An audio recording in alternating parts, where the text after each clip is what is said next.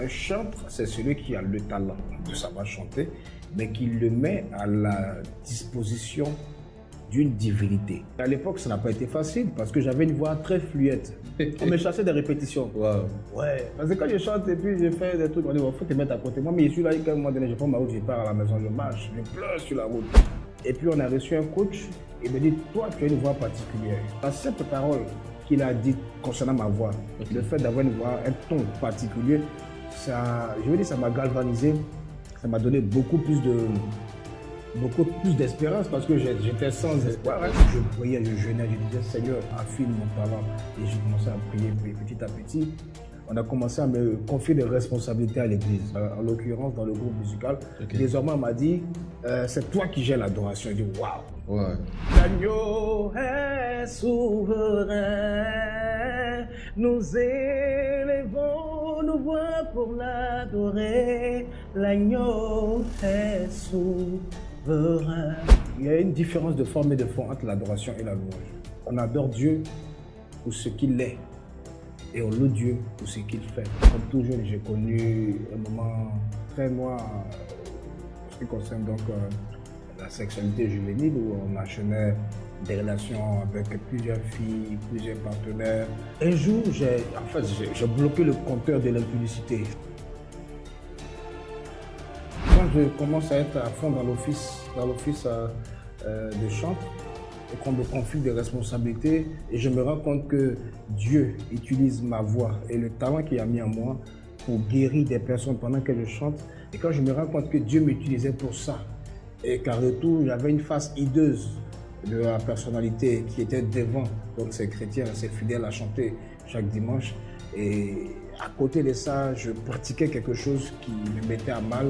Et je prends conscience un matin et j'en sors. Bienvenue dans ce nouveau podcast Valeurs ajoutées, le podcast qui met en avant des personnes, des personnalités, des parcours, des activités inspirantes qui favorisent l'essor de l'Afrique en général et de la Côte d'Ivoire en particulier. Je précise que ce podcast est sponsorisé par GG Entreprises, une entreprise multiservice qui évolue dans l'immobilier, le transport, la formation et l'audiovisuel, et je suis Nyepa Joël Anani, son fondateur et son gérant. Aujourd'hui, j'ai l'immense honneur, l'immense privilège de recevoir un frère, un chantre plus précisément, quelqu'un qui a su inventer son style et qui se démarque par son style musical, mais également son style vestimentaire. Quelqu'un qui ne laisse personne indifférent, tant par sa musique que par sa personnalité. C'est un homme qui est généreux, qui aime donner, qui aime recevoir bien évidemment, et qui a une vision grande pour la musique ivoirienne en particulier et la musique de gospel en général. Merci encore d'être de plus en plus nombreux à nous suivre, à vous abonner et à partager nos vidéos. Aujourd'hui, je reçois Chilo Fils. Bonjour, Chilo Fils. Bonjour, Joël Nyepa Anani. Je suis très heureux d'être là. Merci, moi aussi. Merci d'avoir accepté de te prêter à ce jeu du podcast. Okay? Un format qui est plutôt décontracté où on parcourt les activités, la personnalité, les ambitions, la vision des invités. Et comme j'aime le dire, je n'invite que des personnes inspirantes qui m'inspirent de façon égoïste.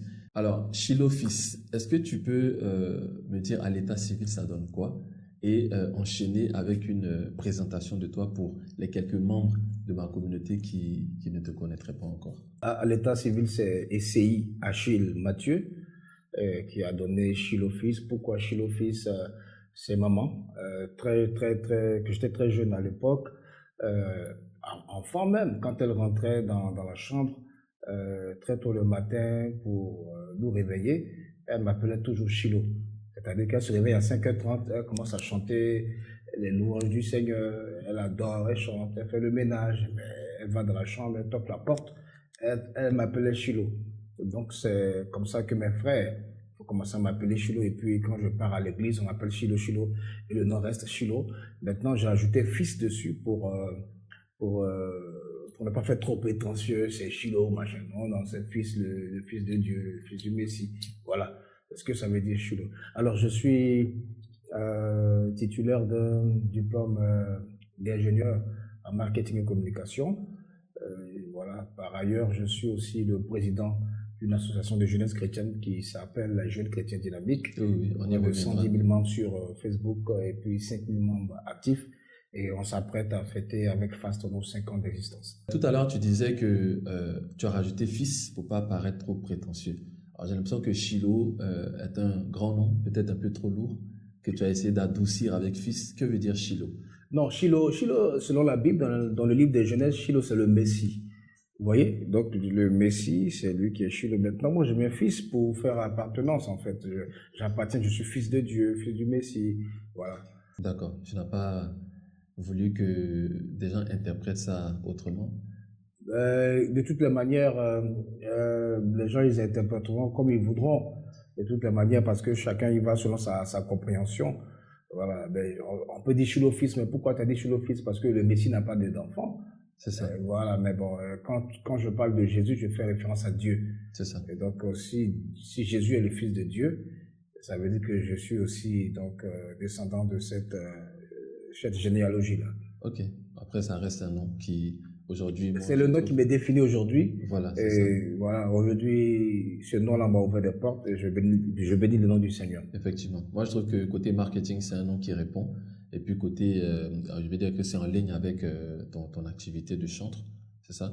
Alors, est-ce que tu peux nous expliquer succinctement pour des personnes qui ne seraient pas habituées?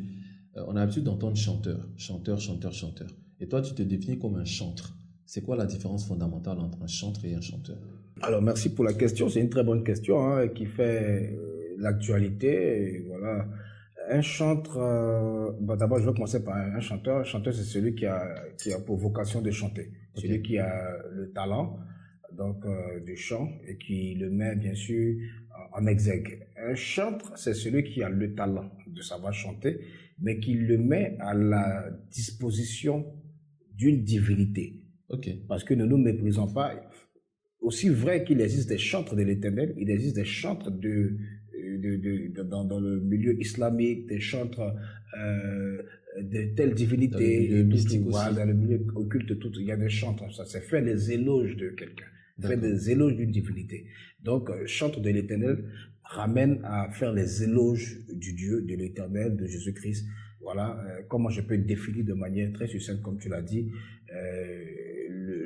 l'appellation chantre de l'Éternel. Moi, je voudrais que tu nous parles un peu de ton parcours. Comment tu pars de Sikensi, ok, pour être aujourd'hui... Ah ouais, c'est vrai, il a toute mon histoire. Il sait que je pars de Sikensi. Pour être aujourd'hui l'une des voix, l'un des chantres les plus en vue, les plus visibles, les plus célèbres d'Afrique en général et de Côte d'Ivoire. Explique-moi tout ton parcours. Merci pour l'honneur, hein, l'un des chantres les plus visibles, les plus... Ah ben oui. Merci j'accepte. Hein. Ben, pour l'histoire, je suis né à Sikensi parce que je suis originaire de Sikensi. Je suis à Abidji. Abidji, voilà, c'est à 80 km d'Abidjan. On a des Abidji, c'est une race très cool, un peu très docile, très gentille, même si, voilà, il y a toujours des brebis galeuses. Alors, je suis né là-bas, un juillet d'une année 1980 et quelques. Alors, je suis né là-bas et j'arrive à Abidjan. Mes parents, il faut le notifier, mes parents à l'origine sont des chrétiens. Okay. C'est-à-dire ma mère est chrétienne, du côté de ma mère bien sûr elle est chrétienne, son père est pasteur, son arrière-grand-père est prédicateur et en fait je baigne dans cette atmosphère-là et je n'ai pas pu m'échapper parce que les dimanches je n'avais pas de volonté, à 5 ans, 10 ans on t'amène forcément à l'église. Donc tu grandis dans cette culture, dans cette atmosphère et tu commences bien évidemment à développer certaines aptitudes quand tu vas dans la maison de Dieu. C'est là que la musique naît, c'est là que la passion peut-être pour la prédication naît, c'est là que tu t'entraînes à pas mal de choses, tu rentres dans le go musical et puis plus tard tu te découvres une véritable passion et puis tu la mets en exergue. Donc voici un peu pour l'histoire. Donc à Abidjan, j'ai commencé à me frotter avec le monde musical réellement quand j'étais à Boaké. On avait un groupe, j'étais étudiant, j'étais au lycée à Boaké, j'étais en seconde, j'ai eu mon BPC. Ayam Sokro m'a envoyé à Boaké au lycée classique. Donc je suis un caïman pour information. Donc on arrive à Boaké et c'était l'époque du R&B, de la soul américaine qui avait commencé à influencer donc toute l'Afrique. Et je me trouvais boys med, des amis avec qui on chante, on reprend les airs, puis on chante dans les balles de fin d'année, voilà, à Boaké, tout et tout. Bon, on ne se fait pas remarquer parce que bon, on n'avait pas, peut-être pas trop le talent, mais quand même on chantait. Donc quand on a un petit possi, on appelait ça possi à l'époque, et on chantait.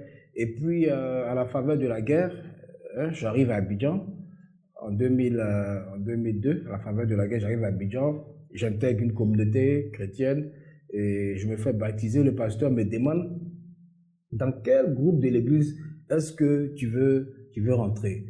Je vois. Voilà, je regarde et vraiment, je regarde tout le groupe. Protocole, chantre, Voilà, tout. sécurité. Il y avait protocole, il y avait sécurité, il y avait intercession, il y avait le groupe des jeunes, il y avait le groupe musical, il y avait la chorale. Et je regarde, j'aimais pas trop la chorale parce que j'avais l'habitude d'entendre des chorales où, je veux dire, il n'y avait pas trop de possibilités pour le lead vocal de s'épanouir dans le chant et tout et tout. Donc, j'aimais beaucoup les groupes musicaux. Donc, puisque j'étais à Boaké, et qu'à Boaké, j'avais un boss band, j'avais commencé à apprendre à chanter. J'avais commencé à répéter des chansons, des chanteurs d'R&B de l'époque. J'ai dit, j'entre dans le groupe musical. Il m'a dit, tu as bien réfléchi. J'ai dit, oui. Il dit, va prier. Je vais prier, je reviens. J'ai dit, oui, je suis convaincu, j'entre dans le groupe musical. Et à l'époque, ça n'a pas été facile parce que j'avais une voix très fluette. C'est-à-dire? Une voix très fluette, une petite voix. D'accord. Tu n'avais pas encore fait ta mue, comme on dit. Voilà, justement. Je n'avais pas encore fait ma mue vocale. Et j'avais une petite voix. Ma tessiture vocale n'était pas encore bien affinée. Et quand je chantais, je dis, toute fois que j'ouvrais la bouche, on m'arrête là, tu chantes, on a une fillette. Mais tais-toi, mais tout, machin. Et puis, bon, ça me frustrait. J'avoue qu'au départ, ça me frustrait. Et puis, on a reçu un coach qui est venu, il s'appelle Ben, c'était dans un groupe très célèbre à l'époque, Arbre de Vie. Okay. Et Ben, il nous rencontre, il essaie de faire des séances de vocalise. Et puis, quand j'ouvre la bouche, quand je me mets à chanter, il me dit, toi, tu as une voix particulière. Okay. Et puis, je lui ai dit, mais effectivement, on se moque de ma voix ici, on dit, je chante comme une femme. Il dit, non, en fait, c'est un plus que tu as. Et quand on va travailler, tu vas voir que ça va faire ressortir quelque chose d'autre. Okay. Bon, on n'a pas eu le temps de travailler, mais la simple parole qu'il a dit concernant ma voix, okay, le fait d'avoir une voix, un ton particulier, ça, je veux dire, ça m'a galvanisé, ça m'a donné beaucoup plus d'espérance parce que j'étais sans espoir. Espérance, voilà. Ça m'a donné beaucoup plus d'espérance et puis j'ai commencé à travailler le côté vocal. Mais je raconte juste une anecdote. Un jour, parce qu'on avait des leads vocaux à l'église. Et quand ces leads-là ne sont pas là, le culte, ça ne passe pas bien. Et donc, on avait 3 leads. Et ce jour-là, je ne sais pas qu'est-ce qui s'est passé. Les 3 leads-là, il y en a 2 qui se sont absentés, sans motif préalable. Et puis, il y a une qui était là. Mais le pasteur, apparemment, il voulait pas. Elle a commencé à chanter, ça ne le touchait pas. C'est ça. Et donc, il s'est retourné pour voir qui est là, et puis il m'a vu. Bon, tout désespérément, il ne voulait pas me dire chante parce que mon ça peut pas être pire que ça. Il voulait pas être complice de cette catastrophe-là.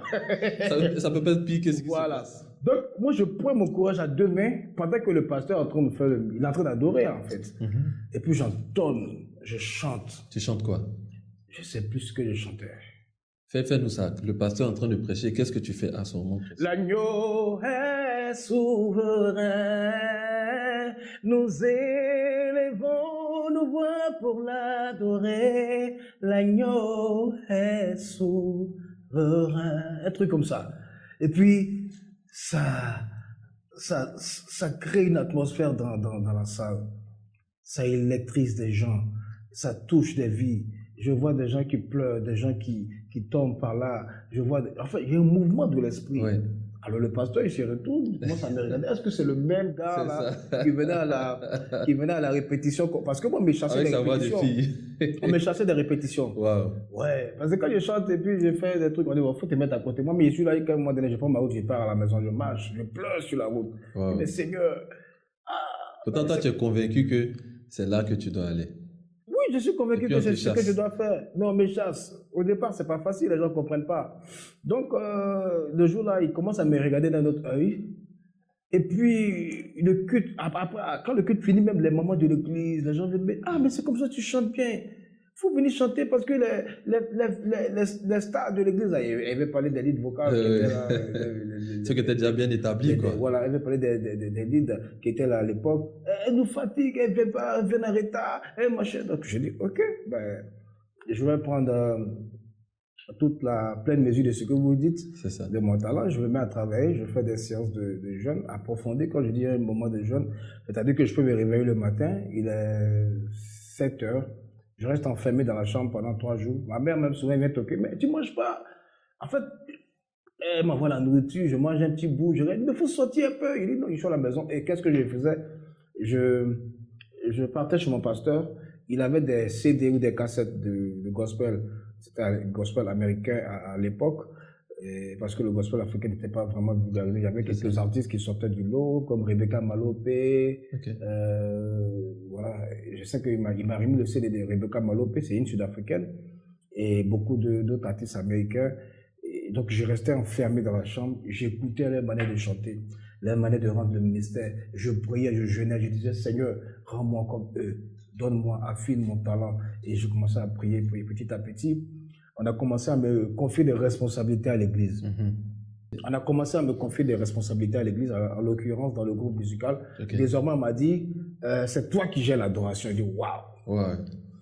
bingo, ça c'était le gros. Tu as fait asseoir les doyas. C'est là qu'on me donne l'adoration. Et à l'époque, à l'église, c'était 30 minutes, adoration et louange.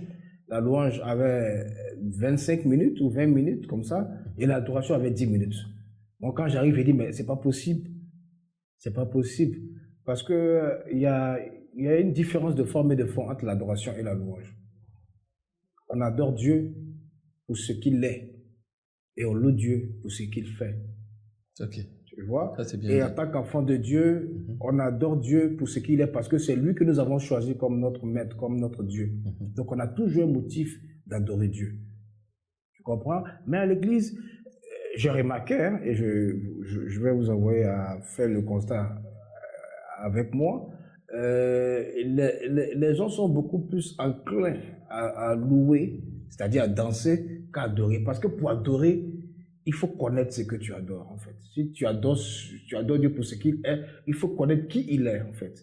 Donc voici pourquoi Jésus peut dire à la femme samaritaine que vos parents adoraient sur la montagne, mais le vrai adorateur, c'est celui qui adore en esprit et en vérité. En esprit, selon la révélation de Dieu, en vérité, selon la parole de Dieu. Donc, beaucoup de personnes ne comprennent vraiment pas comment ça se passe au niveau de l'église, mais c'est la réalité qui était là. Il y avait 25 minutes de louange, 5 minutes d'adoration. Moi, quand j'arrive, je fais quelque chose qui est... Je fais quelque chose je veux dire, qui sort des sentiers battus. Je chante, quand je fais mon adoration, au bout des 5 minutes, quand je veux couper, on me dit non, pourquoi tu coupes? Je fais 10 minutes, on dit non, pourquoi? Tu viens interrompre la présence de Dieu. Ouais, mais il y a une sorte de nuée dans l'assemblée. Je fais 15-20 minutes, donc j'ai renversé la tendance. C'était plutôt maintenant 25 minutes d'adoration, ou 30 minutes souvent même 45 minutes d'adoration, et puis 10 minutes de louange. On dit merci après. Oui, pour dire merci à Dieu pour ce qu'il a fait pour nous. Vous comprenez? De toutes les manières, quand tu rentres dans la maison de Dieu, on rentre toujours avec une action de grâce, avec une reconnaissance. Bien sûr. Voilà. Et donc, voici comment est-ce que j'ai essayé de renverser la tendance au niveau de l'église. Et puis, on a commencé à me confier des responsabilités. Et petit à petit, avant d'adorer le Seigneur, il faut toujours dire une parole, tu vois, qui va capter l'attention des gens, une parole qui va faire que l'esprit des gens sera concentré, bien sûr, par rapport à l'adoration. Et le pasteur me regardait, il m'observait, il a vu que j'avais aussi donc le don de la prédication et il a commencé à me confier des espaces pour la direction à l'église et souvent pour la prédication au niveau des jeunes.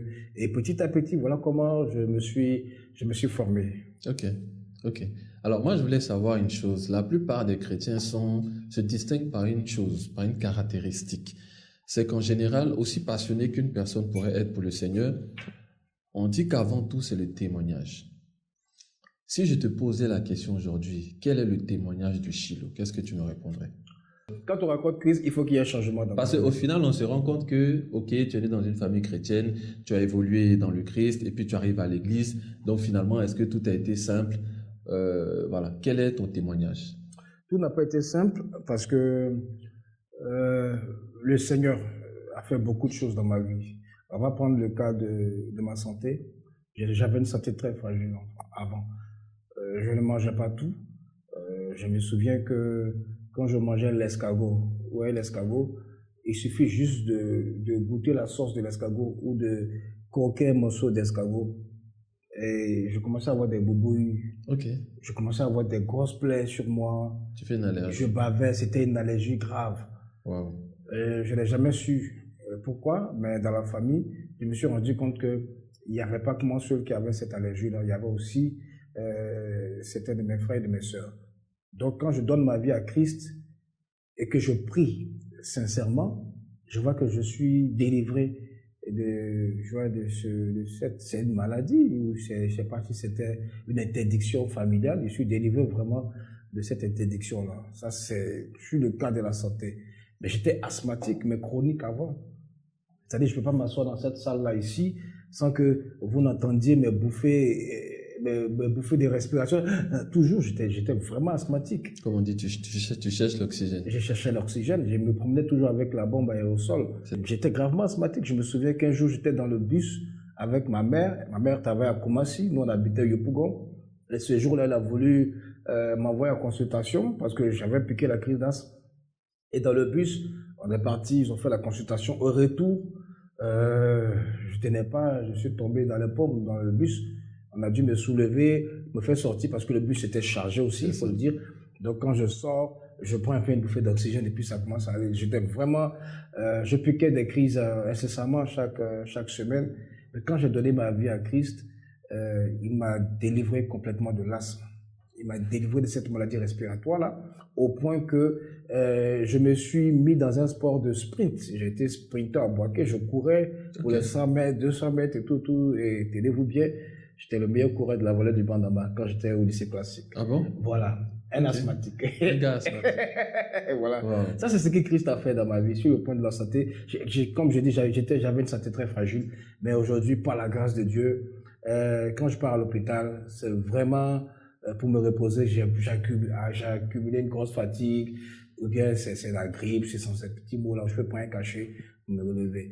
Donc, voici ce que Dieu a fait pour moi. Il a énormément fait. Et sur le point de la vie personnelle, parce que tu sembles être... Tu m'attends, en fait. Oui, c'est là que toi, tu m'attends. Tout ce que je raconte là, non, tout ce que tu racontes là, ça m'intéresse pas. Ça, c'est pour les autres.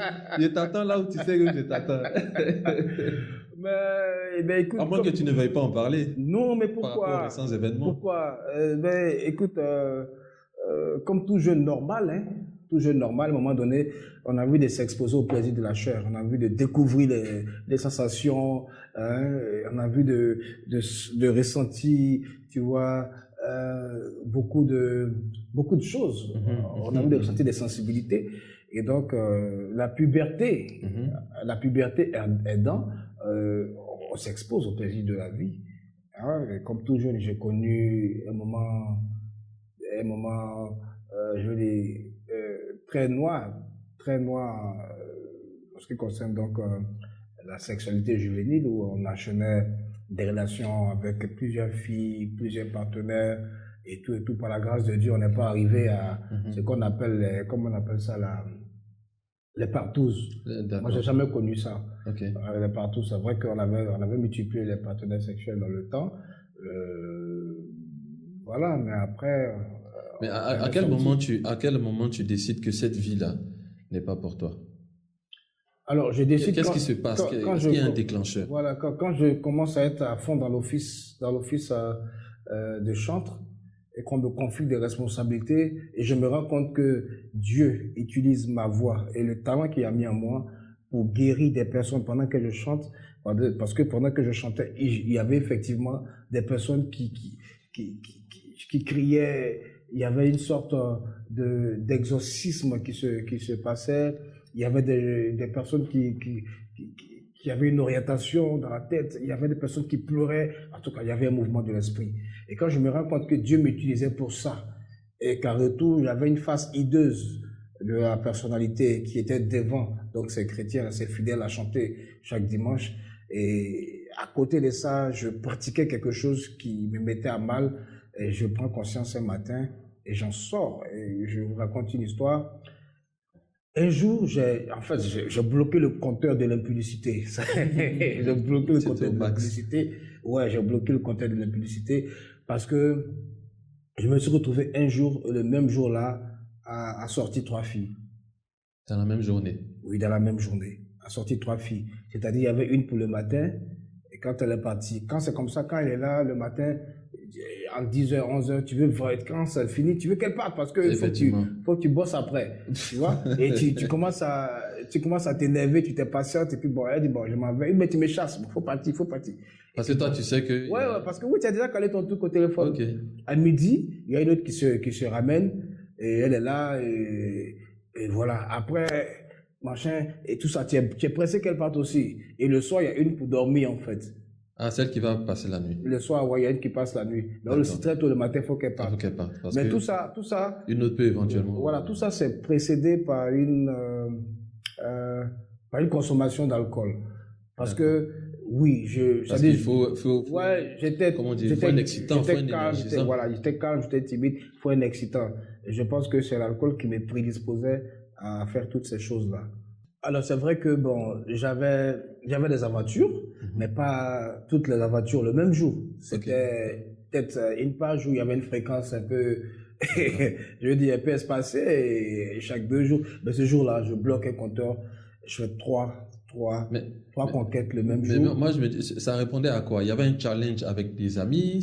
C'était un challenge personnel? Ou aucun challenge. Aucun challenge, j'étais possédé. Tu voulais faire quoi? Non, aucun challenge, j'étais possédé par un esprit de séduction.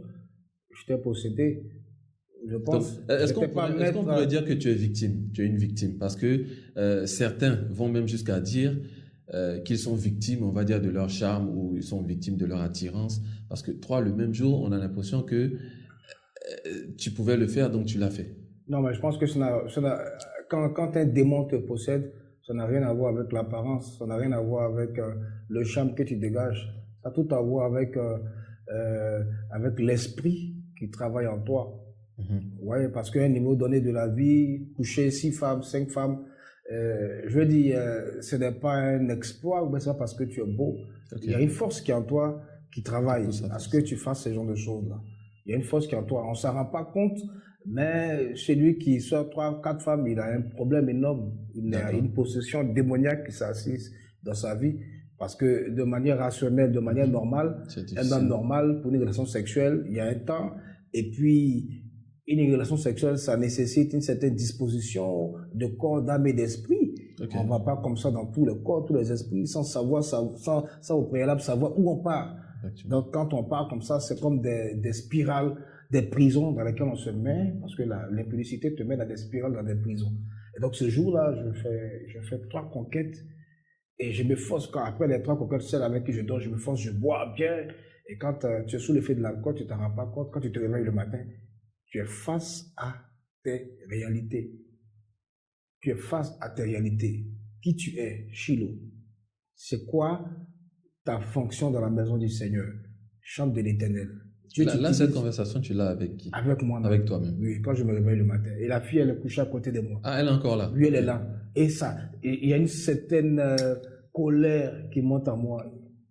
J'ai dit, je me hais moi-même. Je me dégoûte moi-même. Et donc, je la réveille. Elle veut dormir encore jusqu'à midi. Je dis, non, pas question. Il faut que tu partes. Parce que je dois prier. J'étais carrément au bord des larmes. Et quand elle part, je me mets au coin du lit. Et je prie. Je pleure de toute mon âme, de tout mon cœur. Je sanglote même. Je pleure. C'est ce qu'on pourrait appeler une prise de conscience. Je demande pardon à Dieu. Je demande pardon à Dieu. Je demande pardon à Dieu. Je prie jusqu'à ce que je sente la conviction qu'il y a une certaine paix qui s'installe dans mon cœur. Et depuis ce jour-là, je fais vraiment attention. Je fais vraiment attention à ma sexualité, à ce que je faisais et tout. J'étais pas encore dans une relation sérieuse. Je veux dire, j'avais pas encore doté de femme. Et c'est tout à ton honneur. Ok, alors Chilo, tu as un diplôme en marketing et communication. Pourquoi ne pas avoir choisi de faire carrière avec ces diplômes-là plutôt que de devenir chanteur? Très belle question. On me la pose très souvent quand je suis sur des plateaux de télé. Le premier travail que j'ai eu, je ne l'ai pas cherché. C'est-à-dire que j'étais en maîtrise, en année de maîtrise sur la fac d'anglais ici à l'université de Cocody. Et puis à l'église, on avait un grand frère qui était dans la location des véhicules. Et il me le disait toujours, mais je te sens beaucoup, tu es très avenant, tu es quelqu'un de très dégourdi, j'aime beaucoup ta manière de parler aux gens, ton approche, tu n'es pas fermé, tu es jovial. Donc, dès que le Seigneur me donne l'opportunité de travailler, d'avoir mon entreprise, toi, tu vas travailler avec moi. Il n'y a pas de problème, mais je partais à l'école et je faisais, à côté, là, j'avais commencé aussi ma carrière de chante, mais j'étais plutôt choriste d'artistes, gospel, voilà, bref. Alors, lui, le Seigneur lui fait grâce. Entre-temps, je crois que c'est une année plus tard, il a l'argent pour commencer son entreprise. Il ouvre donc une structure de bâtiment, de construction en bâtiment, et puis de VRD, lotissement, tout et tout. Alors, il m'appelle, il me dit, ça va? J'ai dit, oui, ça va, grand frère. Il dit, bah, écoute, passe à Angré, tel coin. Je me dis, me donne l'adresse, viens me retrouver là. J'arrive là. Il me prend dans la voiture, on visite un peu le chantier, où il y a des terrains, où il y a des maisons qui étaient en construction. Il dit, mais c'est quoi? Il dit, non, Dieu m'a fait grâce. J'ai pu me lancer dans le lotissement, dans la construction, en bâtiment, tout. Et ça fait un mois que la société est ouverte, j'ai besoin de toi comme commercial. Ok. Il dit, ah bon? Il dit, oui, j'ai besoin de toi comme commercial. Il dit, comment ça se passe? Parce que moi, je n'ai jamais travaillé en tant que commercial. J'ai jamais fait de stage même dans ma vie, en fait. Tu sais que j'ai fini l'université. Bon, j'ai pas fini, mais j'étais en année de maîtrise. Et puis, il me dit, voici ça. Oui, d'accord, mais je dois finir ma maîtrise. Non, il n'y a pas de problème. Tu peux finir ta maîtrise, mais j'ai besoin de toi parce que j'aime la personne que tu es, l'aura, la grâce que tu dégages et tout. Parce que il partait à l'église et il chantait, du moins, les dimanches, quand je chantais, c'était ça. Il faisait partie des personnes qui adoraient, vraiment. Mais il me faisait des offrandes aussi à l'église souvent. Ah ouais, après un beau moment d'adoration. Et donc, j'en parle à ma mère, elle me dit, mais vas-y, c'est une belle opportunité. J'arrive, mon premier salaire, c'est 4 000 francs le mois. Ok. On est en quelle année? Nous sommes en 2000, il y a eu la guerre en 2002, nous sommes en 2012. Ok. Nous sommes en 2012. Oui, en 2012, c'est ça. Alors, mon rôle, c'est d'être commercial, c'est de chercher des voies et moyens pour vendre au mieux les produits de l'entreprise. Donc, je définis ma stratégie. Il me dit, OK, ça c'est bon, on discute et tout. Bon, après, on tombe d'accord. Donc, je commence à implémenter mon système. Et puis, les clients commencent à arriver. Il m'a dit, c'est 4 000 francs comme salaire. Avant la fin du mois, il me paye les 50 000 francs et il me dit, tu passes à 100 000. Je commence à travailler, je fais un mois, il me paye effectivement 100 000. Les clients arrivent toujours. Ils me passent à 150 000 francs. En l'espace de 3 mois, je suis passé à 150 000 francs de salaire. Moi qui étais à 50 000 francs. Donc moi, je commence à prendre goût à cette activité. Je me dis, mais waouh, mais c'est comme ça. Donc c'est comme ça, les gens évoluent à Abidjan. C'est comme ça, la vie va vite. Mais justement, pourquoi tu ne restes pas dans ça puisque tu gagnes de l'argent? J'explique, mon cher frère. J'explique. Alors, donc, je vois que, voilà, ça commence à avancer. Et puis, bon, je me fais des contacts. Enfin, j'aime cette atmosphère-là. Des gens viennent, ils discutent avec moi pour le terrain. Je dis, non, celui-là est bien, lui, on n'est pas bon. Et puis, paf, il passe à 200 000 francs au 4e mois. Et au 5e mois, 250 000 francs. Là, il me dit, Chilo, il faut que tu aies une voiture de service. Mais je ne sais pas conduire. Je ne sais pas conduire. Il me dit, mais je te prends un chauffeur. Je dis, ah, mais ça va pas devenir trop budgétivore. Il me dit, non. Parce que tu es devenu comme la vitrine de l'entreprise. C'est ça. Donc, il faut que quand tu te déplaces, que tu parles, quand tu vas vers les clients, il faut que tu sois véhiculé. Il faut que tu sois en costume. C'est lui qui m'a donné le goût, donc, de costume. Il faut qu'on parte, que tu prennes des costumes. On sort, on va quelque part. Il me donne un peu d'argent, j'achète des costumes. Et voilà comment je commence à m'habiller en costume et à venir au travail. Mais je discutais, j'étais vraiment le front office de l'entreprise. Quand les gens arrivent, c'est moi qui discutais avec eux par rapport à leur budget. C'est moi qui les conseillais par rapport au terrain et tout. Et puis, 250 000 francs en voiture de service. Et j'ai une voiture. C'était une merde. Je n'ai pas fait de publicité. C'était une belle petite berline. Okay. Et j'avais un chauffeur. Mais attends, en fait, j'ai un peu de moyens. C'est ça. J'ai un peu d'argent. J'ai une voiture. Mais écoute, je suis retourné à mes habitudes. C'est ce que j'allais dire. Je suis retourné, c'est ce que tu allais dire. Tu as replongé. J'ai replongé là. J'ai replongé et c'était dans cette atmosphère que j'avais. j'avais évolué jusqu'à ce qu'un jour, l'entreprise commence à connaître des difficultés. Mais avant ça, j'avais commencé à ressentir du dégoût pour le travail que je faisais. Ok. Pas pour la vie que je menais, pour le travail que je faisais. J'avais commencé à ressentir du dégoût. Parce que, bon, un enfant de Dieu même qui sort entre griffes, hein, qui sort du plan de Dieu, s'il a la sémence de Dieu, il revient toujours. Et c'est des choses qu'il fait parce que certainement, il a laissé la chair prendre le dessus. Mais quand l'esprit arrive à prendre le dessus, hein, il se rend compte qu'il a fait des erreurs et il revient. Donc, on est toujours en train de demander pardon à Dieu pour telle ou telle chose. Donc, c'est ce qui se passait avec moi à l'époque. Et souvent, j'arrive à l'école, au travail, et je me rends compte que tout m'énerve. Donc, quand tout m'énerve, je mets mon casque dans mes oreilles, je mets une musique, et je me vois en train de chanter, d'adorer, d'écrire des textes, des chansons. Mon patron, quand il arrive, il me dit, il y a quoi? On n'est pas à l'église ici, tu es venu pour travailler. Il faut que tu fasses la part des choses. C'est Chilo qui chante les dimanches à l'église, mais quand tu arrives ici, tu es venu pour travailler, on a un objectif clair. C'est ça. Donc, si tu ne veux pas travailler, il faut dire. Il dit, ok, désolé patron, et tout et tout. Mais je replonge encore, je suis dedans.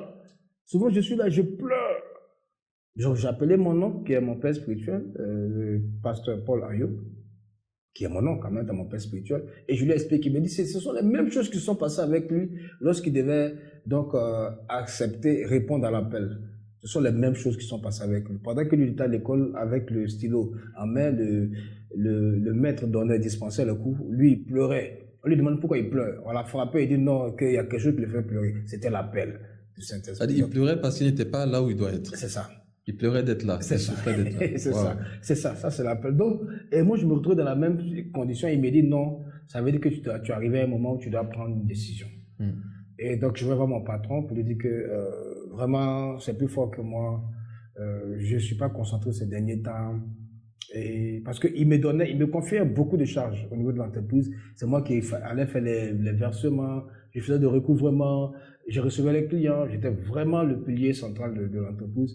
Et je suis parti le voir pour lui dire que vraiment, il me dit, mais ça va pas chez toi. Toi, tu crèches à Yopougon là-bas, on te donne un travail où tu as 250 000, tu as une voiture, puis tu veux laisser les jeunes de ton âge là. S'ils ont eu ça, tu penses qu'ils vont laisser ça? Hein? Ça va pas chez toi. Il faut réfléchir. Là, on dirait qu'il avait mal. Vous les jeunes, vous n'êtes pas ambitieux. Hein? Tu as vu, non? Ben, il me gronde. Parce qu'il n'arrive pas à comprendre. Il me dit, mais si ça a fait de chanter, depuis que tu chantes là, tu as eu quoi? Depuis que tu chantes à l'église, tu as eu quoi? On te donne un travail, ça c'est Dieu qui a été béni. Mais je peux pas. C'est plus fort que moi. Parce que si je reste là, je vais tricher. Et comme j'aime pas tricher, je préfère prendre ma route et partir. Donc il a dit, mais il faut que je parte. Donc dans la même période, on a eu une invitation à Turquie pour un festival. Donc je suis venu nous présenter le dossier. On a une invitation à Turquie, tout ça. Donc je vais prendre une mise à disponibilité, ne serait-ce que de 2 semaines pour partir en Turquie. Et puis voilà, il me dit, tu pars, il me dit, tu sors de ce bureau-là. Une fois que tu pars à Turquie, considère que tu ne travailles plus à moi. Je dis, mais comment? Il dit, non, considère que tu ne travailles plus à moi, je ne te donne pas la mise à disponibilité. Voilà comment lui et moi, nos chemins se séparent, parce que je ne l'ai pas écouté. Et puis, il m'a fait une démission. Il m'a fait une lettre c'est pas une lettre de démission, il m'a fait une lettre d'abandon de poste, voilà, plutôt. Effectivement. Un courrier d'abandon de poste. Et voilà, après, j'ai pris le courrier, j'ai vu que, bon, il m'avait poussé à la porte. Donc, je suis sorti. J'ai voulu contacter le tribunal du travail. Je suis même parti là-bas pour essayer de voir quels étaient mes droits, qu'est-ce qu'il devait me payer. J'ai voulu poursuivre l'affaire parce qu'il y avait un avocat qui me dit on peut poursuivre parce que il n'a pas eu de préavis avant de te donner la lettre de licenciement. Bon, j'en ai parlé à ma mère, elle m'a dit non, laisse tomber, ça ne sert à rien. Comme c'est un appel que tu as reçu, vas-y poursuis l'appel. Voilà comment je quitte l'entreprise et puis je me mets à fond dans le service, dans la musique. Mais j'avoue que c'était pas facile au début parce que quelqu'un qui avait un certain fonctionnement financier chaque mois se retrouve à plonger, je veux dire sans rien par mois parce que je suis nouveau sur le marché, personne ne me connaît donc on m'invite pas. Et quand même j'essaie de m'incruster dans des événements, on me rappelle que écoute, c'est pas ta place, hein. Voilà, on est invité tel. Donc voilà, il faut te barrer. Mais bon, par la grâce de Dieu, aujourd'hui, on a fait quand même un petit parcours. Dieu merci, Dieu merci. Alors, en 2003, tu commences la musique avec la formation du groupe Healing et tu te lances avec... comment est née l'idée du groupe avec Dalen Sachs? Dalen Sachs. Qui est Dalen Sachs? Dalen Sachs, Dalen Sachs, quand on me demande c'est qui ton modèle artistique, c'est qui est-ce que tu as vu pour que tu fasses la musique aujourd'hui, je réponds tout directement, c'est lui. C'est lui, parce qu'à l'époque, quand moi parce que en 2002, 2003, pendant donc la guerre de 2002, quand j'arrive sur Abidjan, je fréquente des communautés. Un jour, j'arrive dans une communauté où je vois le gars, il chante avec une certaine vie. Il y a une sorte de manifestation de l'esprit. Et pourtant, il avait des twists sur la tête. Et je me dis, mais c'est qui ça? Donc, quand il finit, j'ai envie d'être ami avec lui. Donc, je vais l'approcher, je dis, ah, vraiment, frère, ce qui se passe là, donc vraiment, je veux que tu m'apprennes. Donc, c'est lui qui me dit, ok, on va créer une sorte de petit groupe pour que tu apprennes. Donc, on crée notre petit groupe. Au départ, on était 4, 5, mais on ne chantait pas Dieu à l'époque. On faisait des petites chansons R&B et tout. Et puis, plus tard, les 3 autres s'en vont et puis on reste 2. Et je suis vraiment proche de lui parce que je ne sais pas, il y a une connexion que Dieu voulait que j'ai avec lui. Mais ce temps-là m'a fortement impacté parce que j'étais devenu comme son frère. Je passais toutes mes journées chez lui. Toutes mes journées chez lui. Je n'étais plus chez nous à la maison. J'étais toutes les journées chez lui. Et petit à petit, voilà, on a commencé à familiariser. Puis c'est lui qui a créé, c'est lui qui est à l'origine justement du groupe Healing. C'était une sorte de chœur massif, près de 50 personnes, où on chantait, on animait les veillées pour 500 francs souvent, 300 francs, juste le prix du café pour 2 personnes dans le groupe. Et puis voilà, c'était ça à l'origine du groupe Healing. Et après, nous deux, on a fait sortir un album en 2012. Premier album 2012-2015, ça s'est pas vraiment bien passé. Deuxième album 2015-2020. C'est voilà que là, une chanson se dégage de l'album. J'ai appris à compter sur Dieu. C'est cette chanson-là qui se dégage de l'album. Et puis en 2020, voilà, j'entame ma carrière solo. Bien évidemment, parce que lui et moi, nous sommes convenus d'une chose, c'est qu'il peut avoir des séparations, mais pas de divisions. Chacun peut suivre sa vision, mais que ce soit la vision commune d'élever le nom du Seigneur. Mais la division, c'est se marcher dessus, c'est s'attaquer. C'est ce que nous avons résolu de ne pas faire. Ok. Alors en 2010, tu rencontres un grand succès avec un projet humanitaire pour Haïti, avec Rudy. Est-ce que tu peux nous dire un peu ce que t'as apporté ce succès, cette expérience? Parce que Dalen Sachs, lui, il était arrangeur, donc il travaillait dans le studio Africa représentant de Rudy. Donc moi, je partais là-bas au studio puisque j'avais rien à faire. C'est ça. Je partais au studio pour les voir travailler aussi. Ils avaient des petits projets où ils avaient besoin de mon point de vue, de mon expertise. Donc je chantais sur des publicités aussi à l'époque. Et je proposais mes idées. Voilà comment ça m'a vraiment forgé cette époque-là. Donc il y a eu la crise, le séisme en Haïti. Donc Rudy ramène le projet au studio. Il dit on va faire une chanson pour soutenir le peuple haïtien face à ce drame-là. Donc on rentre en studio, je compose la chanson, je donne des idées, on enregistre, et puis paf, ça sort et c'est classé numéro 1 dans tous les hits, voilà, en soutien, toutes les chansons en soutien bien sûr au peuple haïtien. C'est classé le numéro 1 devant We Are the World sur les télés haïtiennes. Et ça nous a permis de tourner, sillonner un peu, mais côté finance, j'ai rien eu. C'était le moment de l'exploitation. Ok, d'accord. Alors après, le groupe se dissout, donc le groupe se casse. Qu'est-ce qui te motive à continuer tout seul? En 2020?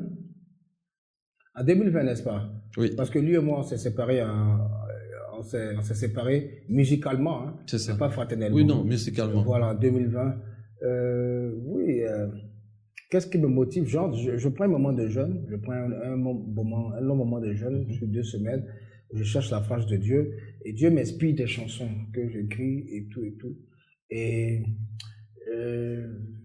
je prends la décision de le rencontrer, lui, pour lui dire, on n'a plus le temps de travailler parce que lui, entre autres, il avait eu un travail qui le rémunérait très bien.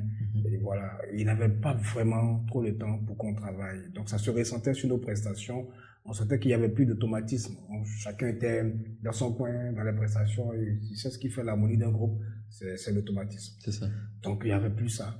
Et je me retrouve là, je pars le voir et je lui explique, il me dit, il n'y a pas de problème. Chacun suit sa route. Moi, je reste dans la musique. On ne se sépare, on ne se divise pas. Je prends mon chemin, il prend son chemin. Après, moi, j'entre dans un moment de jeûne aussi. Et le Seigneur me donne des paroles et tout. Je rentre en studio. Je fais sortir une chanson, Passe à moi. Passe à moi. Passe à moi, pour lequel je ne mettais pas vraiment... je veux dire, je ne mettais pas vraiment de... j'étais pas vraiment sûr que c'est la chanson qui allait me propulser. Et pourtant au devant de la scène, mais je la chante avec mes tripes. Et j'ai été aidé, bien sûr, dans ce projet par M. Ange Béhi. C'est lui qui m'a donné le financement pour entrer en studio, pour que je le dise. Mais quand j'entre en studio, puisqu'il n'y a pas beaucoup d'argent, il m'a donné un peu d'argent, j'entre en studio, donc le temps est compté. C'est ça. Donc tu n'as pas venu te jouer, non, il y en a toute la journée. Non, le temps est compté. Et puis ça, c'est une Tu as 2 heures au studio, donc tu t'appliques, ce que tu as chanté là, c'est ça qui est là. C'est ça. Donc il n'y a pas autre chose. Donc je chante. Ce jour-là, la veille, je n'ai pas dormi. J'ai prié, j'ai essayé comment on va dire ça, de peaufiner le texte, tu vois, d'assimiler les paroles. J'entre en studio, les paroles même que j'avais écrites là, je les mets de côté. Je mets mon casque, je me concentre sur le micro et puis je commence à chanter. Je dis, enregistre tout ce que je fais. Je chante d'un trait. On pourrait dire comme l'esprit te guide. Voilà, je chante d'un trait, le gars il enregistre, après il fait les découpes.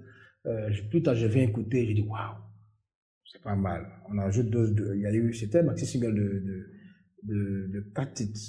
Donc on ajoute 3 autres chansons. Puis ça sort. Quand ça sort, je me dis forcément qu'il y a une autre chanson qui va prendre, pas forcément celle-là. Et puis bon, Dieu fait grâce, passe à moi.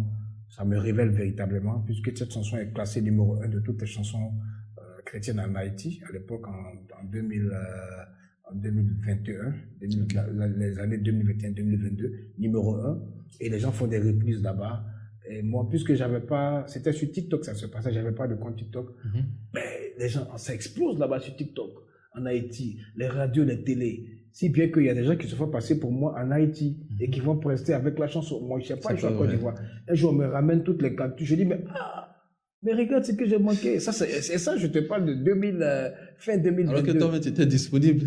Fin 2022. Mais regarde ce que j'ai manqué. Donc, on me contacte même justement après quand je crée mon compte TikTok et que les gens voient que c'est moi. C'est déjà parti parce que celui qui a fait le premier challenge qui a lancé, il a eu le 1 million de vues. Et tout, moi, quand je lance après, bon, je ramène quand même quelques personnes qui viennent sur mon TikTok, mais les gens se rendent compte que c'est moi. Okay. Donc, on me contacte depuis Haïti pour me demander de faire, il y a quelqu'un va organiser un concert, un promoteur.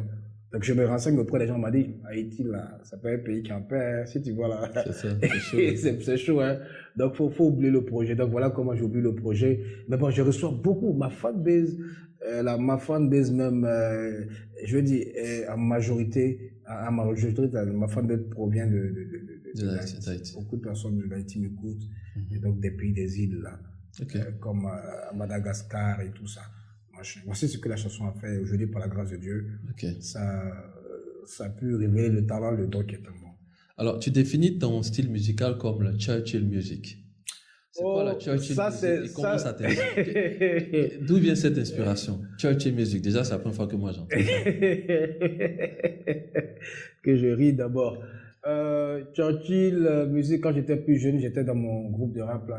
Church, ça veut dire église là. Hill, ça veut dire montagne en anglais. Churchill, c'est la montagne, l'église sur la montagne. L'église sur la montagne. Donc, je veux dire, l'église des derniers temps, l'église de la révélation, c'est l'église sur la montagne. Parce qu'à chaque fois que, dans la Bible, quand tu liras, à chaque fois que Dieu voulait confier une mission à un homme comme Moïse, comme Élie, comme Abraham, il les a toujours envoyés sur la montagne. Donc l'église qui est sur la montagne, c'est l'église de la révélation. Donc toi, tu fais de la musique qui provient de l'église qui se trouve sur la montagne. Donc, on va faire simple, la musique de révélation. La musique des révélations. Parce que sur la montagne, on va pour acquérir une révélation, on va pour faire une mission de Dieu. Parce que c'est la révélation qui te met en mission, en fait. Je vois. Voilà. Donc, tu as une musique, c'est ça, en fait. C'est la musique de la révélation. La musique de la révélation. Je chante des choses qui peuvent être hors du commun, qui peuvent ne pas être des choses que les gens ont l'habitude d'entendre, mais il y a une révélation forte de Dieu dans ce que je dis, dans ce que je fais. Voilà. D'accord. Ok. En tout cas, c'est bien expliqué, c'est bien dit. Moi, je vois aussi comme peut-être la musique qu'on arrive à transmettre après un moment où on a eu à se recueillir peut-être sur la montagne d'une manière ou d'une autre. Voilà. Alors, ta première collaboration internationale, c'est avec Il Africa, aux côtés de grands noms de gospel. Comment tu obtiens cette opportunité de chanter avec Il Africa? Bon, ça, c'est après que la chanson passe à ma mère révélée. Et donc, je suis contacté par un promoteur sud-africain, par l'entremise, bien sûr, d'un ami prophète Herman Oulahi, que je salue au passage. C'est lui qui demande, le prophète Herman nous met en contact. Et puis, il me dit, tiens, je veux faire un gros projet. Hein, ça sera un projet qui va mettre ensemble plusieurs chants de plusieurs nationalités. Et on va chanter pour que Dieu guérisse l'Afrique. Donc, le projet s'appelle Il Africa. J'ai dit, il n'y a pas de souci. Je lui donne toutes mes coordonnées pour les droits d'auteur. Et puis, il m'envoie donc la musique. Et je la pose ici. Je lui ramène, donc il fait le montage là-bas. Et puis, bon, ça va, ça tourne dans les pays. Voilà. D'accord. Dans quel état d'esprit tu es quand tu fais ta première salle comble? Tu as fait un concert VIP en 2021 avec une salle pleine à craquer. Quel message tu reçois après ce concert? Est-ce que tu te dis, le fait que j'ai fait ça, est-ce que c'est venu valider le fait que tu sois dans ta voix? C'est ce que j'entends par quel est le message que tu reçois quand tu fais une salle comble, sachant que c'est un concert VIP? D'accord. La première des choses, quand les gens se déplacent et ces gens-là viennent à ton événement, ça veut dire que ce que tu fais a pu toucher certaines personnes. Donc les gens t'accordent du crédit, ils ont de l'attention pour ce que tu fais. Ça, c'est la première des choses. Après, en second lieu, par rapport à l'atmosphère qui se dégage, il te dit que, écoute, tu es sur la bonne voie, il te faut encore travailler, encore rechercher la présence de Dieu, que tu puisses capitaliser tout le don, tout le talent que Dieu a mis en toi. Voilà. D'accord. En 2002, tu fais une tournée internationale avec KS Bloom.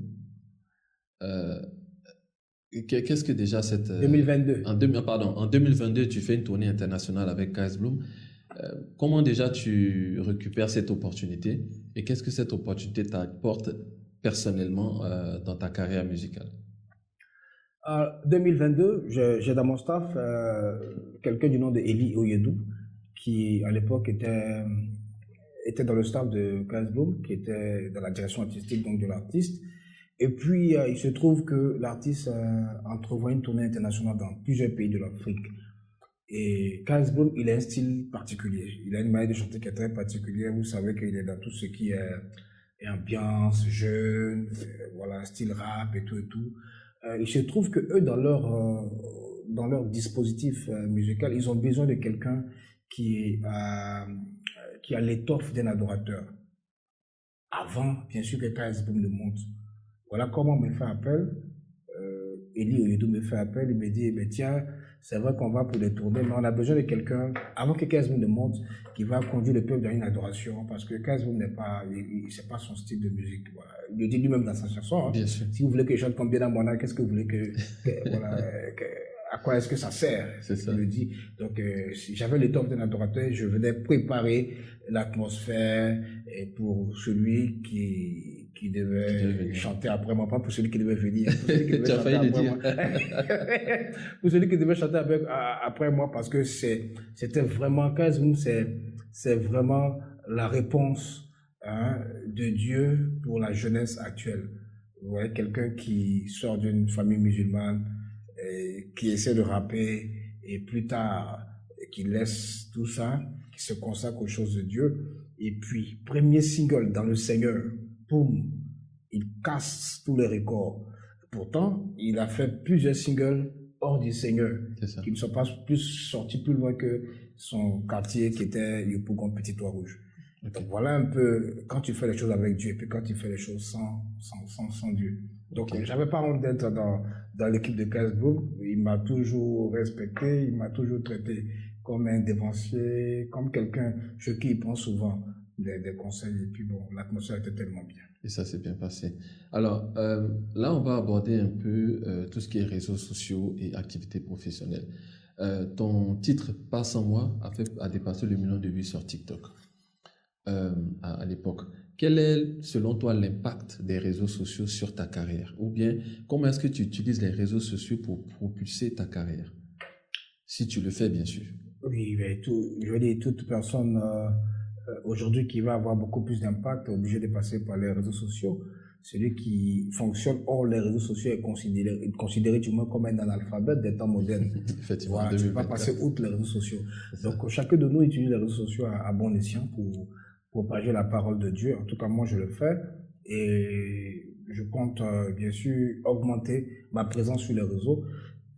Pourquoi pas avoir une présence assez remarquable sur TikTok, parce que j'avoue que j'ai beaucoup délaissé TikTok. Je me suis dit que c'est un réseau de jeunes, mais pourtant TikTok TikTok a beaucoup plus de visibilité aujourd'hui que tous les autres réseaux.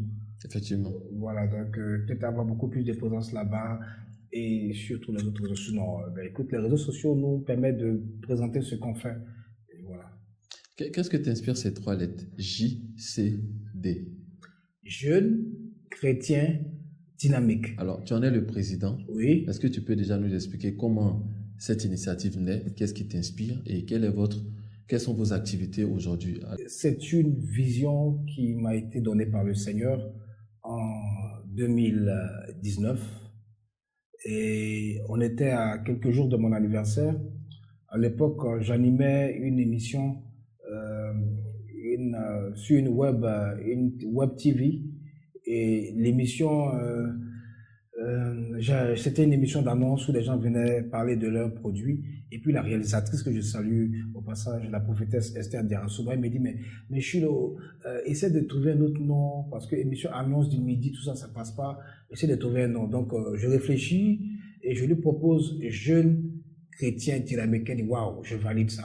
Donc, c'était une émission sur une web TV où je recevais des jeunes, comme GJA reçoit des jeunes, reçoit des modèles inspirants, mais je recevais des jeunes premiers dans l'entrepreneuriat qui venaient parler de l'entrepreneuriat, tout et tout. Et puis, à quelques jours de mon anniversaire, je suis couché et le Seigneur me dit, prends ton téléphone. Je prends mon téléphone. Il dit, crée un groupe WhatsApp. Je crée un groupe WhatsApp. Il dit, appelle ce groupe-là Jeune Chrétien Dynamique. Je dis, Jeune Chrétien Dynamique. En général, à la base, quoi, moi, je n'aime pas faire partie des groupes WhatsApp, tout, parce qu'on commence bien, mais on termine toujours mal. Il y a forcément des manques de respect. Comme j'aime pas qu'on me manque de respect, je veux rester dans mon coin. Tu vois, non? Donc, je crée la plateforme Jeune Chrétien Dynamique et j'ai un répertoire. Nous sommes en 2019, j'ai un répertoire quand même un peu fourni. Et je fais rentrer des gens dans Jeune Chrétien Dynamique. Je fais rentrer près de 400 personnes. Et ce jour-là, tu te rends compte que ton ami avec qui tu causes chaque jour, avec qui tu partages des moments intimes, des moments sérieux, il risque de te manquer de respect parce que tu l'as fait entrer dans des groupes WhatsApp sans le prévenir. C'est ça. Je constate que les gens m'écrivent, mais tu te prends pour qui? Et puis ça sort du groupe. Et finalement, on reste une demi-centaine, 50 personnes. Et le Seigneur me dit, voici le reste qui va constituer l'armée. Je ne comprends pas au début. Et donc, j'ai dit, qu'est-ce que je fais? Et tout ça, je te parle sérieusement, comme je t'ai discuté. J'ai mon téléphone à main et je t'ai discuté comme ça avec le Saint-Esprit. Donc, il me dit, envoie un sujet, j'envoie un sujet, ça cause. Il y a vraiment beaucoup d'interactions. Donc, j'ai dit, OK, donc je vais organiser le groupe de sorte à ce que chaque jour, on ait un sujet pour ne pas faire trop redondant en termes de messages et tout et tout. Donc, chaque jour, on a un sujet. Donc, chaque jour, j'envoie un sujet. Et puis, quelque chose me dit après, mais essaie de responsabiliser 4-5 personnes qui, chaque jour, vont apporter un sujet. Bon, voici comment ça commence. Et puis... Comme des modérateurs, quoi. Voilà, justement, comme des modérateurs. Et après, le Seigneur me dit, crée un groupe Facebook. Donc, crée un groupe Facebook. Je vais créer une page Facebook. Il dit non. Je n'ai pas dit une page Facebook. J'ai dit un groupe Facebook. Je te parle, je t'explique les choses actuellement comment ça s'est passé. Donc, je crée, ça c'est un an plus tard. Quand je crée la page, il me dit non, je n'ai pas dit une page. J'ai dit un groupe Facebook. Donc, je supprime la page. Je vais créer un groupe Facebook. Et le groupe Facebook, tu sais que il y a beaucoup plus de difficultés pour des gens d'entrer dans des groupes Facebook que de s'abonner à des pages Facebook. Parce qu'une page Facebook, on peut la sponsoriser. On peut aller à la recherche des abonnés. Mais un groupe Facebook, on ne va pas à la recherche des abonnés. On peut pas sponsoriser pour que des abonnés viennent. Donc, if ce n'est pas ton contenu que les gens, tu vois, intègrent le groupe de manière volontaire et personnelle. Donc, on commence le groupe, j'ouvre le groupe, je fais des petites demandes d'invitation pour que les gens entrent. Premier jour, on est 20, demain 30. Après, le Seigneur me donne des sujets, je le poste petit à petit, petit à petit. Quand on atteint 1000 membres, tu ne peux pas comprendre ma joie. Je suis heureux, je dis Seigneur, il y a 1000 personnes qui sont dans le groupe Jeune Chrétien Dynamique. Ça veut dire qu'on a une petite influence. Sur ces 1000 personnes-là, il y a une interaction de 30%. Et puis vraiment, ceux qui intégraient le groupe, c'était vraiment des gens qui interagissaient. Ok. 1000 personnes, en espace d'un mois, j'ai dit, mais attends, je commence à applaudir. C'est ça. En quelques mois, 10 000 personnes, 20 000, 30 000, à 50 000 personnes. À 50 000 personnes, j'ai réuni mon équipe, j'ai dit, les gars, faisons attention, on est en train de partir quelque part. Donc, on commence à s'organiser maintenant. Et puis, là, on est 110 000 personnes, par la grâce de Dieu. 100 000 personnes. Facebook nous écrit tout le temps pour des échanges marchandises, on a telle chose, machin. Et des gens nous contactent aussi pour des placements de produits, pour ouvrir des pages annonces. Et donc, on a créé donc un service qui s'occupe de tout ça, des annonceurs, qui s'occupe de faire la promotion des produits. Et ça se passe super bien. Chaque semaine, ça ne désemplit pas, des gens nous contactent pour ça. Et le Seigneur m'instruit de créer une unité de prière qui s'appelle la chambre haute. C'est une bulle WhatsApp. C'est une bulle WhatsApp qui réunit des gens. Donc, on a une unité de prière pour toutes les personnes qui sont dans Jeune Chrétien Dynamique qui ont besoin de prière. Et tiens-toi bien, la bulle WhatsApp ne désemplit pas. Il y a au moins, au bas, 500 personnes, 600 personnes du moins maintenant, qui sont inscrites dans la bulle WhatsApp. Et il m'a demandé d'instaurer des prières, des sessions de prière chaque 5 heures du matin, de 5h à 5h30, de 13h à 13h30, et le soir de 22h à 23h. Et pendant qu'on prie sur la bulle WhatsApp, il y a des délivrances qui se font. Pendant qu'on prie sur la bulle WhatsApp, il y a des miracles qui s'opèrent. Pendant qu'on prie sur la bulle WhatsApp, Dieu nous donne des orientations claires, précises pour certaines personnes. Il y a des prophéties, des paroles de connaissance. Honnêtement, Jeune Chrétien Dynamique, c'est toute ma vie. Et très bientôt, justement, donc ce 17 novembre, du côté donc de l'hôtel Le Verseau, on va fêter nos 5 ans d'anniversaire. Je profite bien sûr de cette émission et j'espère qu'elle va apparaître avant cette date-là pour inviter tout le monde à prendre son ticket parce que ce jour-là, ça sera super, ça sera phénoménal. Et ce qu'on découvre dans la bulle WhatsApp, on va le vivre en présentiel et le Saint-Esprit va se glorifier. Je serai en concert aussi ce jour-là. Chilo, si tu devais collaborer avec un confrère chantre, d'abord national, ensuite international, qui serait ce chantre? Alors moi, en Côte d'Ivoire, je rêvais de collaborer avec 2 personnes. D'accord. Et la première personne, c'était mon binôme d'alors, Dalen Sachs, parce que le jour où je l'ai vu chanter, j'ai dit, il faut que moi je chante avec lui. Okay. Et puis Dieu a fait grâce, on a fait équipe ensemble. Donc on a fait sortir 2 albums, c'est pas quand même rien. Bien sûr. Et puis la deuxième personne pour laquelle j'ai beaucoup d'estime, que j'avais vraiment voulu chanter, avec qui j'avais vraiment voulu chanter, c'est Onel Mala. Et il m'a fait le grand privilège de m'accompagner sur une chanson Epikaizo. Epikaizo, c'est la main de Dieu qui agit ici. Voilà. Il m'a fait le grand privilège de chanter Epikaizo avec moi. Donc on veut dire que les 2 personnes avec qui tu aurais aimé chanter, c'est en Côte d'Ivoire. En Côte d'Ivoire. Oui. Et en Afrique? En Afrique, internationalement, pardon. De manière internationale, ça va peut-être choquer beaucoup de personnes, ça va surprendre beaucoup de personnes. je vais faire une collaboration musicale avec Matt James Matt Gibbs. et R. Kelly, dès qu'ils sont de la prison. R. Kelly? Ouais. Tu serais prêt à coller ton image à celle de R. Kelly? R. Kelly. Mais en fait, la musique que nous faisons, la musique chrétienne que nous faisons doit avoir un impact. Ça doit avoir un impact dans la vie des gens. D'accord. Et l'évangélisation, ce n'est pas pour les chrétiens, c'est pour les non-chrétiens. Effectivement. La délivrance, c'est pour les chrétiens. Ok. Hein? On te délivre d'un esprit. Un esprit. Tu vois? Les gens qui ne sont pas chrétiens sont oppressés. Les chrétiens sont très souvent confrontés à certaines limites dans la vie. Et la délivrance, c'est pour eux. Et moi, le fait de chanter avec quelqu'un comme Matt James, c'est lui présenter Jésus aussi. Mais tu sais que Matt Gibbs est musulman, je crois. Matt James est Je musulman. pense, je suis pas sûr. Je sais qu'il a 2 épouses. Voilà pourquoi je dis il est peut-être musulman. Alors, donc il a une épouse chrétienne et une épouse musulmane, n'est-ce pas? Je suppose, oui, je crois. C'est ça. Qui a le voile d'ailleurs. C'est ça. Alors, Matt James, il est musulman. Ok, Mais si je lui présente Jésus d'accord. et qu'il accepte de chanter avec moi, cette chanson-là va faire des vagues. J'ai une histoire particulière avec ces 2 personnes-là. Ces 2 personnes que j'ai aimées, tu vois, du point de vue musical, parce que pour moi, c'est 2 génies.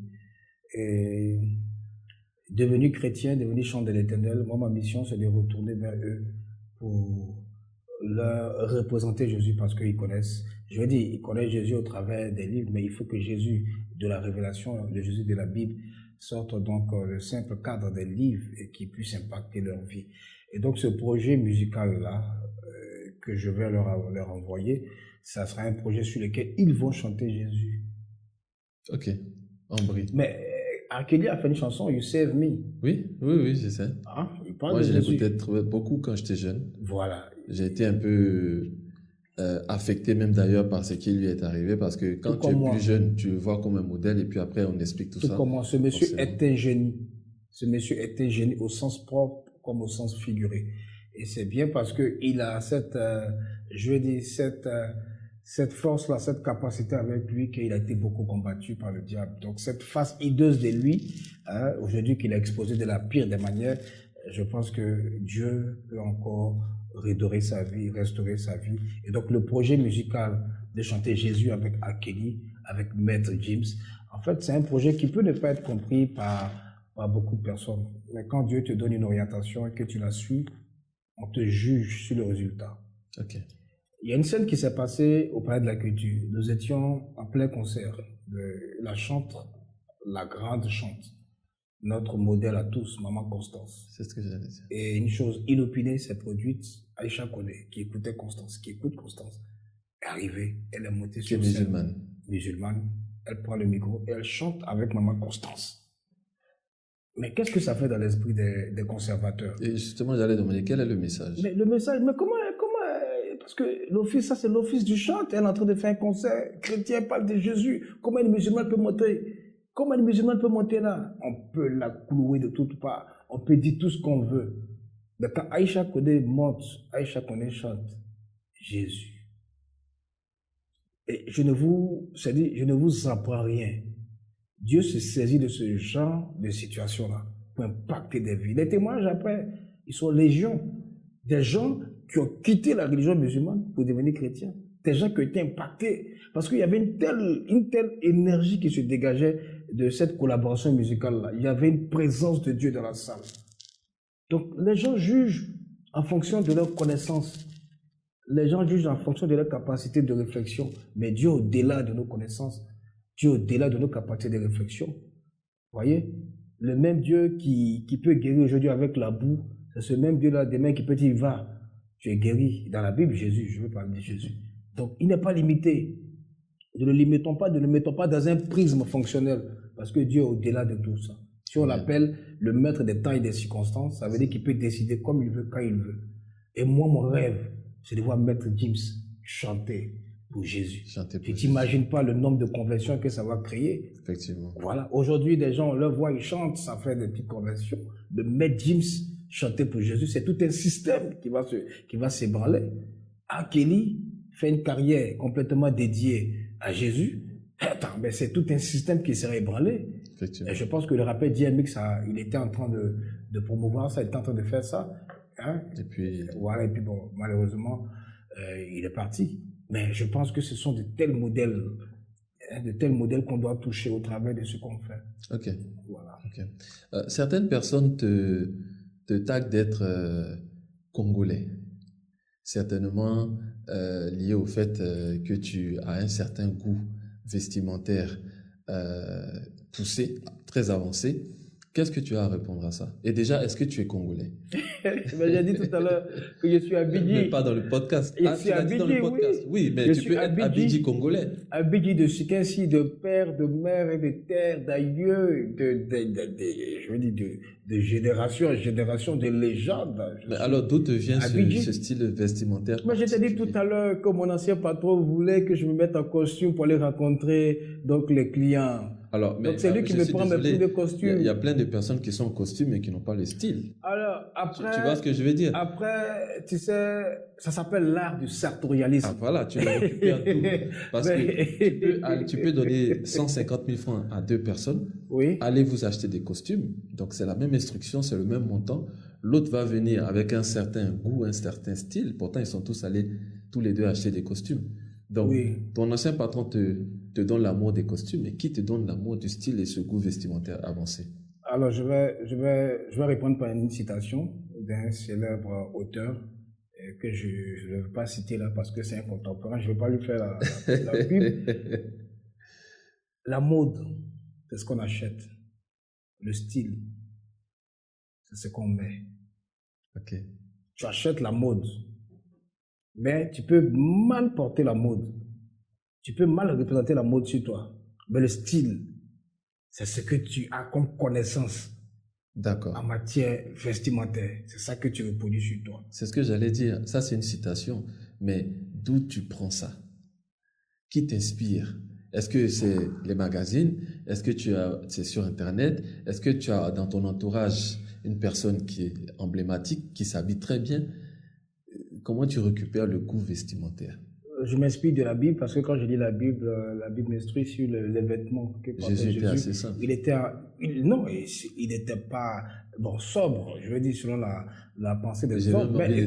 Mais son tissu était un défaut de lin qu'il portait et ça n'avait pas de couture. Tu te rends compte?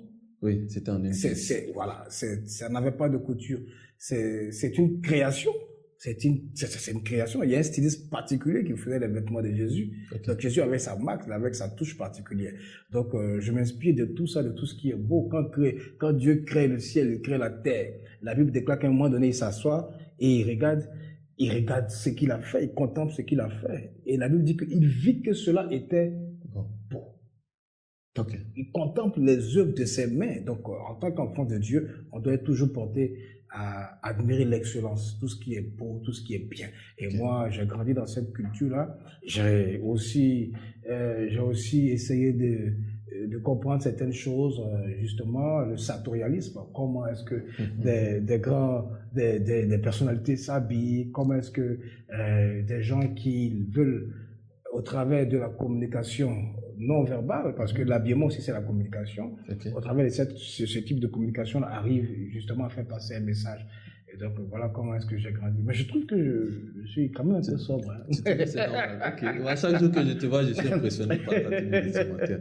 Alors récemment, tu as eu un événement heureux qui est celui d'entrer dans le mariage civil et religieux. Est-ce que c'était important pour toi de passer à cet acte-là et pourquoi? Oui, c'était important. Je bénis le Seigneur que je sois entré vraiment de plein pied dans le mariage. Et j'ai eu la dot, j'ai fait la dot l'année dernière. Et puis cette année, par la grâce de Dieu. Je ne suis pas venu d'ailleurs alors que j'ai été invité. Tu t'es rattrapé au mariage, au mariage civil, tu es venu, tu as même participé à toutes les étapes du mariage civil. Tu m'as même fait un beau cadeau. Merci beaucoup. Merci également à ton épouse. Mais ça rend heureux d'être marié. ça rend heureux de savoir que tu es aussi une personne responsable. Tu es aussi responsable de famille. C'est-à-dire que quand on compte les familles dans le pays ici, tu fais partie des gens qu'on compte en fait. Et le maire te remet le livret de famille, te dit que tu es le chef. C'est sur toi que repose donc la vie de la famille, et tu es le responsable, tu es le chef de famille. Ça te donne beaucoup de sens de responsabilité. Tu as envie de te surpasser, rien que parce que tu as des gens qui sont sous ta charge.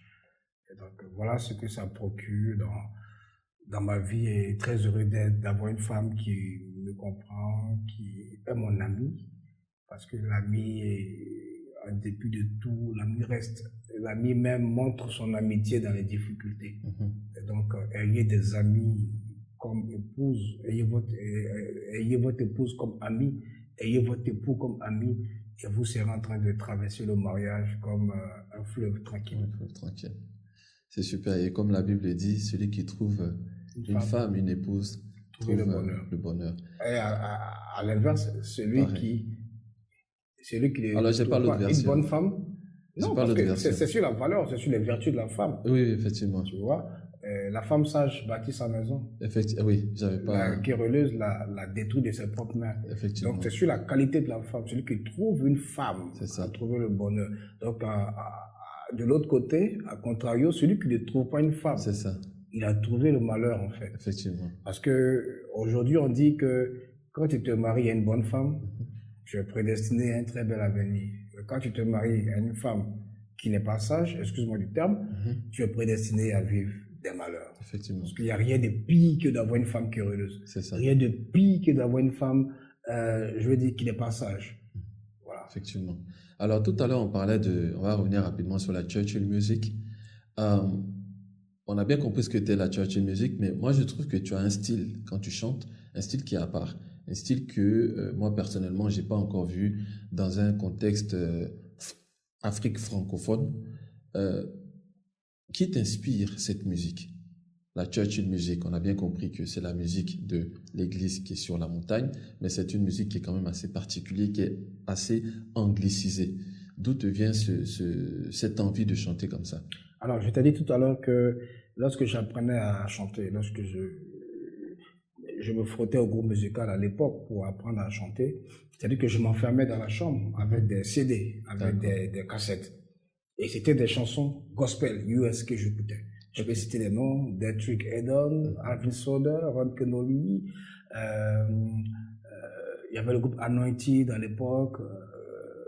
Il y avait aussi CeCe Winans. Il y avait tous ces grands noms-là que j'écoutais. J'écoutais Hillsongs. Et ça bâtit en moi une sensibilité musicale qui est plutôt tournée vers tout ce qui est afro-pop et tout et tout. En plus de ce que j'ajoute, ça crée ce que vous entendez. Donc, voilà, c'est cette culture-là que j'ai eue. Mais j'ai eu aussi un pasteur à l'époque, c'est mon pasteur qui m'a baptisé, paix à son nom, pasteur Adjoumani Edmond. Mais ce pasteur-là, il avait un faible pour tout ce qui est country music, tout ce qui est anglo-saxon. Et c'est lui-même, ce sont ces CD justement que j'allais chercher pour écouter. Donc il m'a aussi orienté musicalement, parce que lorsque j'ai commencé à devenir un chanteur véritable de l'église, un chanteur agréable, un chanteur titulaire de l'église, parce qu'avant je n'étais pas titulaire, j'étais un chanteur local. Excuse-moi, pas local, mais j'étais un chanteur. Tu étais un apprenti sur le côté là, tu étais sur le banc. Voilà. Et quand lui, il me titularise sur l'office du chant à l'église, il me donne une ligne musicale. Il me dit: toi, les chansons comme ça, les chansons gospel, tu vois, les chansons pop, c'est toi qui vas les chanter. À quoi ton thème vocal et tout. Donc, voilà. Ok, d'accord. Et je pense que ça te réussit plutôt bien. Est-ce que tu penses que les Ivoiriens, comment les Ivoiriens reçoivent cette musique, ce style, ton style particulier? Ils le reçoivent très bien. D'accord. Ils me le démontrent sur les réseaux. Voilà. À chaque fois que j'ai des contenus qui mettent en exergue le talent que Dieu m'a donné, ils le prennent très bien, ils le partagent. Et voilà, ils me félicitent, ils m'encouragent. Et pas seulement que les Ivoiriens, les Africains en général. Et voilà, ils me le rendent très bien. D'accord, c'est super. Est-ce que tu peux nous faire une petite partie de mon morceau favori, mon coup de cœur, Epikaizo? Une petite partie. Ils m'ont pas vu venir, ils n'avaient pas misé sur moi. Le tocard de la course est devenu le favori. Ma vie leur faisait rire. Aujourd'hui mon histoire inspire. La pierre qu'on rejetait, les bâtisseurs est devenu la principale de l'angle. Mes amis, mon Dieu m'a fait triompher. Epikaïzo, c'est la main de Dieu qui agit ici. Epikaïzo, c'est la gloire de Dieu que l'on vit ici. On m'a entouré, il m'a fait pousser. On m'a négligé, il m'a imposé. On m'a entouré, il m'a fait pousser. On m'a négligé, il m'a imposé. Toi, on t'a entouré, il t'a fait pousser. On t'a négligé, il t'a imposé. Il est fort dans le combat. Amen. Moi, je voulais savoir, est-ce que je suis toujours admiratif de voir un chanteur qui est prêt tout le temps à chanter. Est-ce qu'il y a un lifestyle particulier pour un bon chanteur en termes d'alimentation, en termes de style de vie, en termes de comment dire, de sommeil? Est-ce qu'il y a une manière de vivre un lifestyle particulier pour être un bon chanteur? Sinon, quel est ton lifestyle pour pouvoir chanter comme ça à la demande? D'accord, être chanteur, c'est un métier. Et tout métier a un code de métier. Tout métier a une symbolique, une systémique. Et quand tu veux chanter et que tu te comportes pas comme un chanteur, c'est clair que tu vis des déboires. L'hygiène de vie, elle doit s'adapter à la vie de tout chanteur. C'est vrai qu'on est chantre de l'Éternel, mais on est chantre parce qu'on chante. Voilà, on n'est pas chantre de l'Éternel parce qu'on écrit. On est chantre parce qu'on utilise ce vocal-là, on utilise cet instrument vocal-là, qui est la voix. Et donc, c'est pour ça qu'on est chantre de l'Éternel. S'il n'y a plus de voix, on sera des paroliers peut-être, on sera autre chose. Donc, notre instrument premier, c'est la voix. C'est ça. Et la voix, c'est un instrument très capricieux. Comment on entretient sa voix? Justement, on entretient la voix en ne s'épuisant pas trop, en se reposant. Ok. C'est un organe très sensible. Est-ce qu'il y a une alimentation particulière pour quelqu'un qui utilise sa voix quotidiennement? Oui, il y a une alimentation. En fait, quand tu n'es pas en bonne santé, tu ne vas bien chanter. Hein. Okay. Si tu manges trop gras, trop salé, trop sucré et que tu tombes malade, tu n'auras pas de force pour chanter. Et concernant l'alcool, par exemple, ou la cigarette? La cigarette, bon, je ne sais pas. Concernant la cigarette ou l'alcool, je ne sais pas quels sont les effets corrosifs que ça apporte, je veux dire, quels sont les effets corrosifs que ça a sur la voix. Je crois que l'alcool effrite la voix, la consommation trop prolongée effrite la voix. Je crois aussi que la cigarette effrite la voix, je crois. Tu crois? Voilà, mais dans ton cas, toi, tu sais d'en rester loin. Je ne fume pas. Il y a certaines personnes qui disent que la cigarette donne un timbre particulier à la tessiture. Bon, je ne sais pas, je n'ai jamais fumé, je ne sais pas. Okay. Voilà, l'alcool également, je ne sais pas si c'est... Je pense qu'il y a des types d'alcool, hein, l'alcool trop agressif, c'est ça. Comme le gin, hein, je pense que ça agit négativement sur la voix. Okay. Quelle est l'actualité de Shiloh Fils aujourd'hui? L'actualité de Shiloh Fils, c'est les 5 ans des jeunes chrétiens dynamiques qui seront doublés de mon concert le 17 novembre prochain à partir de 16h, dont nous te remettrons tout à l'heure ton invitation officielle, toi, okay, madame et toute l'entreprise. Et c'est un grand moment, il ne faudrait pas manquer ce moment. Il y a ça, il y a également un autre concert donc, au niveau de l'intérieur du pays pour décembre. Et puis je sors du pays en début novembre. Voilà, pour revenir dans 2 semaines, pour me concentrer bien sûr sur les awards des JCD. D'accord, ok. Tu as été également nominé au prix MUD? Oui, le prix musical urbain Le Primide, je pense qu'en termes de distinction musicale en Côte d'Ivoire, c'est la plus grande distinction. Hein. C'est vrai que beaucoup de personnes essaient de mettre des bâtons dans les roues de Mola, mais il tient la route. La route. Et pour la petite histoire, certains chrétiens disent que ça c'est une polémique qui est née, qui a enflé, qui a fait la une il y a de cela quelques mois. Et des chrétiens disent non, moi j'ai pas mon talent, c'est pas pour comparer à d'autres et tout. Je pense que le but n'est pas là, quoi. Je veux dire, l'objectif n'est pas là. L'objectif d'être Primide pour nous qui sommes des chrétiens, c'est de présenter notre musique sous d'autres cieux, effectivement, à d'autres horizons.